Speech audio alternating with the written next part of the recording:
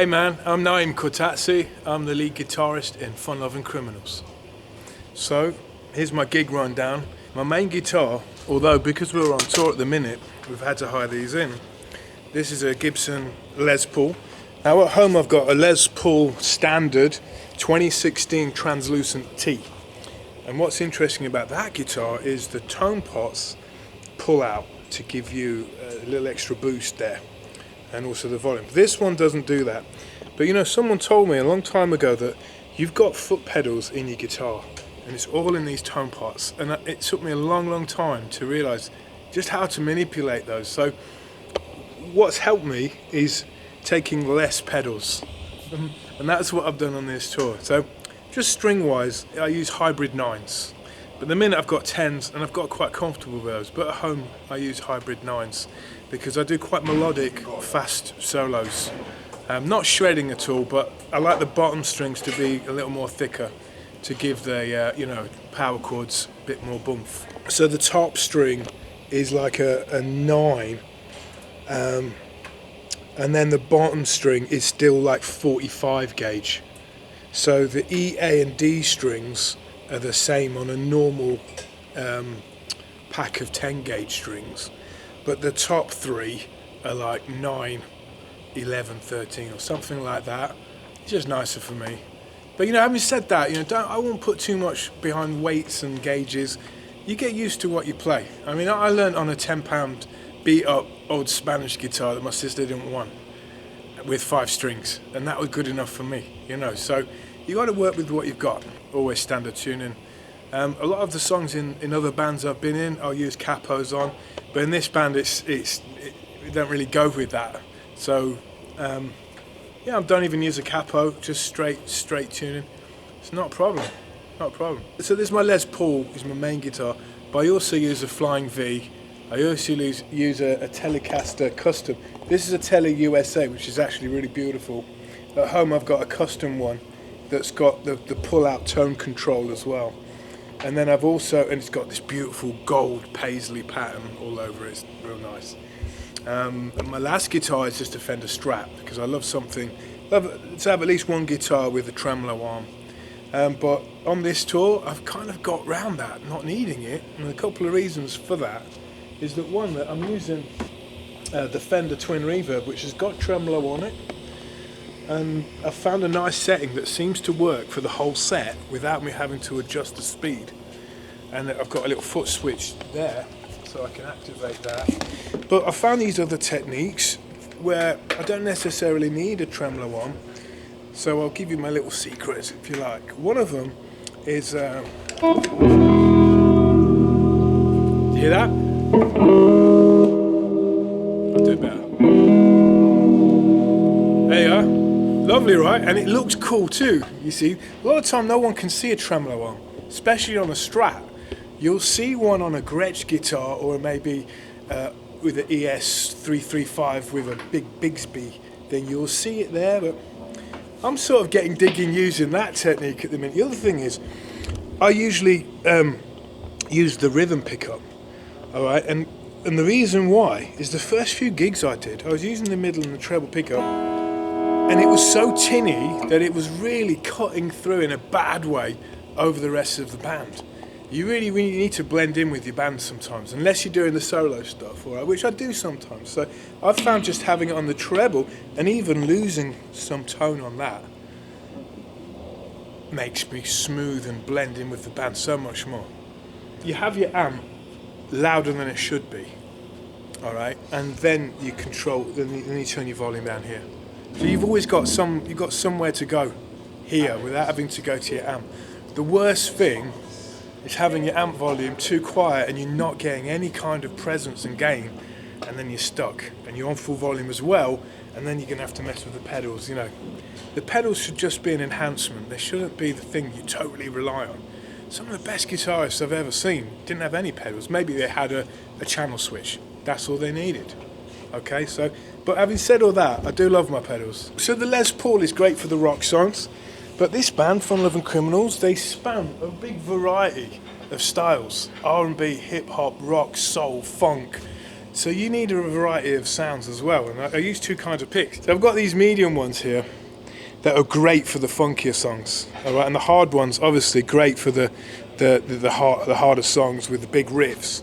But this can sound like a real blunt tool when you're trying to play funky riffs.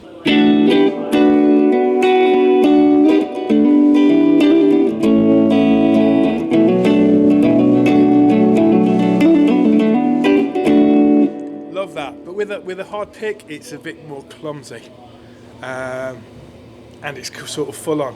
You're getting much more dynamics in your sound.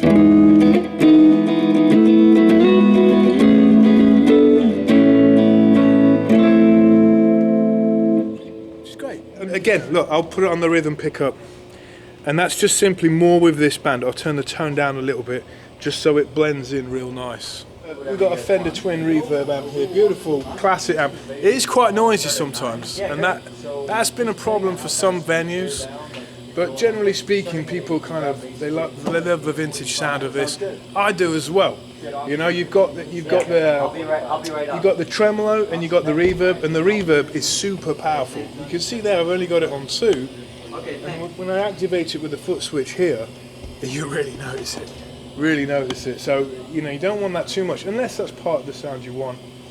Again, I'll put everything below 5 generally on this. So if I need something to pop out in the set, I can do that easy.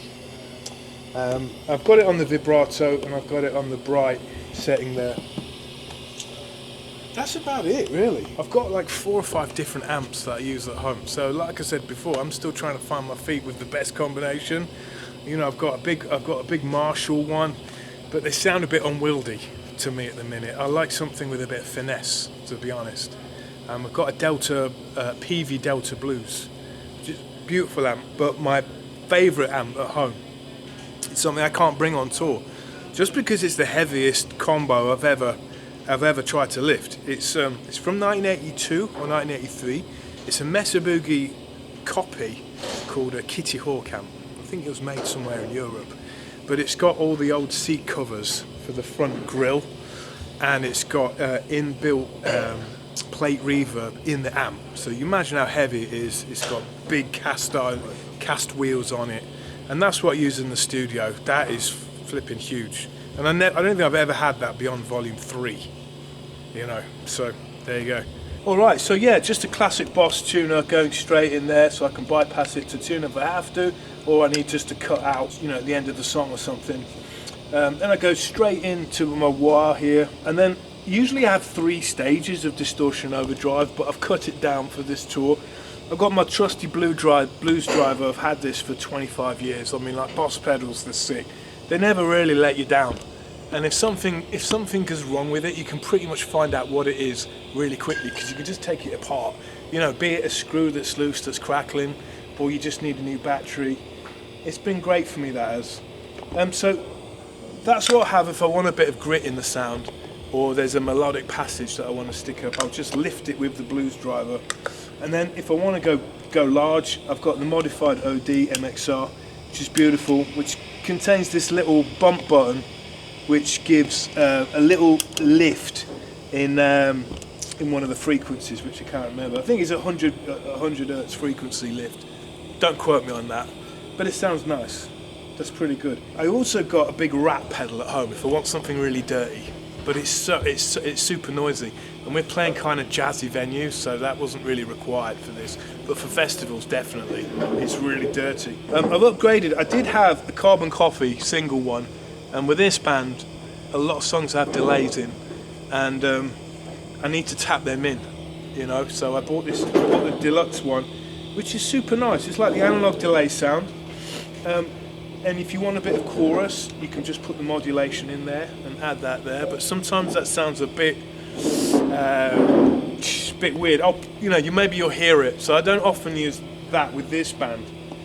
And then finally, for the sort of funkier songs we've got, like Barry White and Bump, I've got a small stone face pedal. I used to have an MXR Phase 45 pedal, which was beautiful, very creamy and nice, but just a silly little thing. It just didn't have a light when you press it, So in the middle of the gig, you don't know if it's on or off unless you play it and hear it, which is, you know, in this kind of band that I'm in now, it's a lot of finesse, and you can't just make silly noises between a song. Everything's like really precise. So yeah, I've got that for a bit of psychedelia in the sound. And then of course, you know, just as I mentioned before, we've got the tremolo and the reverb that's activated from the Fender. That's it. That seems to be working well for me at the minute. So thank you, friends of Gear Masters. It's been a real honour to be on this show. So my name's Naim Cortazzi. You can find me on Instagram at Naim Cortazzi. So I'm in the band Lovin Criminals. They're the greatest band in the world. I'm also in a band called Uncle Frank, which is the second best band in the world. Thanks for tuning in, and hopefully you get some love and inspiration from our music. Thank you.